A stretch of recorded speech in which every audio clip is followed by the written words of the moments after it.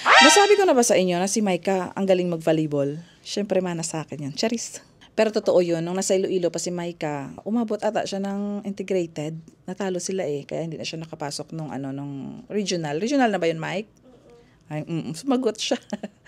So, malaking tipid ko dati. Nakaka-half ako nung tuition niya dahil sa pag-volleyball niya hanggang sa nakarating siya nung nag-aral siya sa Cavite.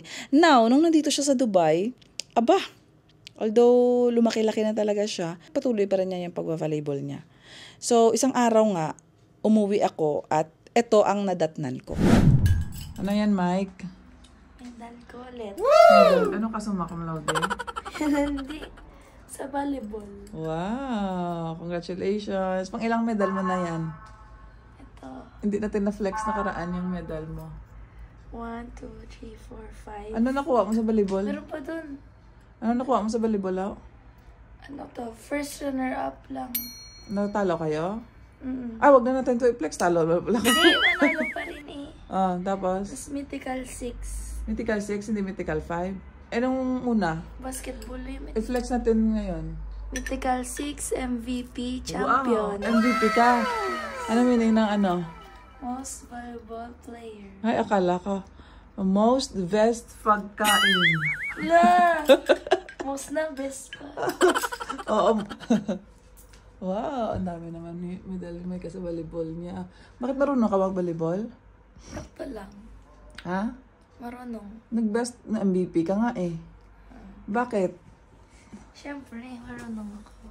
O paano? Paano mag-spike? 1, 2, 3. 3. Hindi ko talaga maintindihan. Oo, siyempre meron din ako dito. Wow. Ayaw patalo ba? Congrats na. Thank you. Pagpatuloy mo lang yung pag-volleyball mo para lumiit ang mga Barbie arms mo. Para Barbie arms ka na. Pwede ba yung volleyball na yung chan ginagamit? Pero lumiit si Maika. Dahil sa ginagawa niya na pag-volleyball. Diba? Sample video nga dyan. Ito yung mga pasipa-sipa ni Maika sa video niya.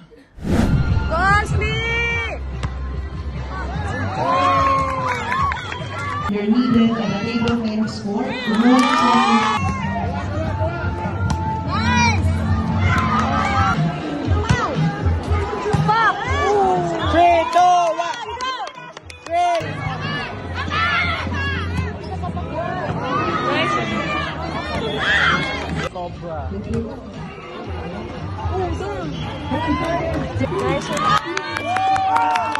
Girls between TPS Dubai